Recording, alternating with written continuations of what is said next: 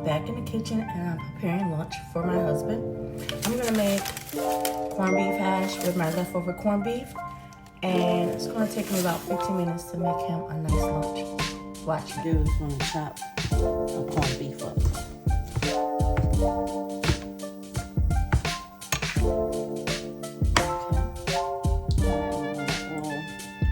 My pan for olive oil. Add potatoes.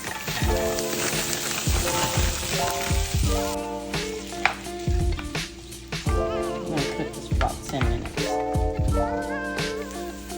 Alright, time to season. I'm using tomato-based chicken broth. Really good. Add some white pepper.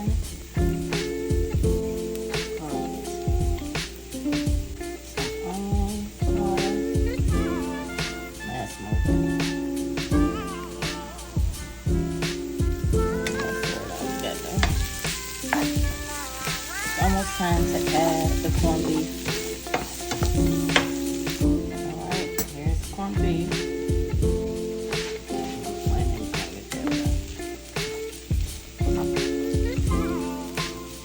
2 more minutes. Add a little oil. This is for my eggs. Okay, just like that. The corned beef hash is now ready. Let's add our